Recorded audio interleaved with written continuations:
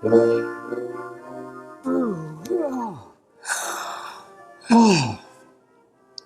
I didn't know you were here.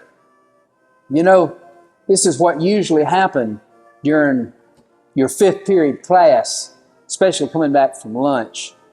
You had a nice meal on your stomach, if that's what you call fish sticks and sloppy joes, but you'd go to sleep.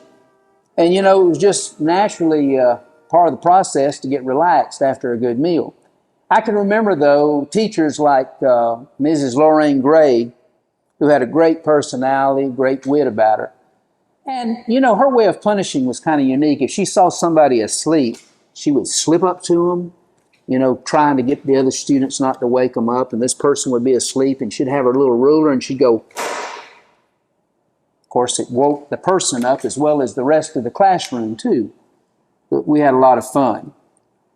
I remember classes like this where artwork adorned all of the bulletin boards, and the teachers took a special pride in fixing their bulletin boards up each year. It's kind of neat to see all the colors and special things they had to offer. It's a little hot in here today. The fans are off. You can't see them from your vantage point, but the circulating fans are still here. Some of the school, I reckon, is air conditioned now, if not all of it, but the fans are here, and they look like from our time. But it got hot, if many of you remember, during the late summer, early fall, and also as we were going into the spring of years such as 72 and 73.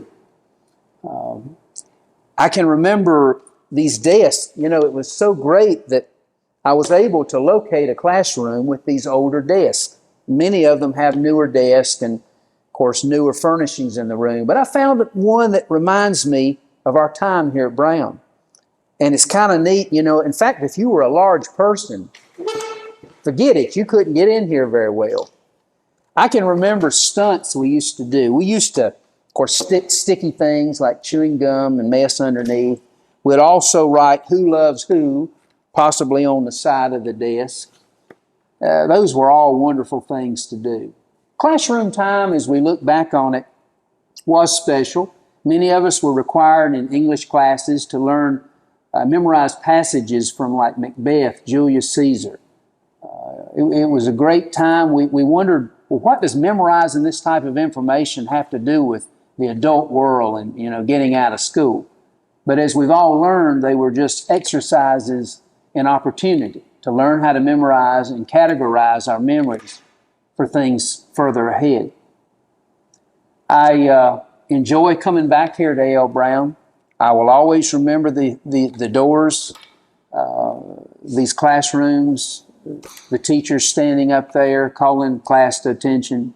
People like Mr. Ray Rivers, who had a little trick of saying, "All right, get ready for a pop quiz," and he'd write it on an overhead projector, and you knew you were in trouble if you didn't prepare overnight for that.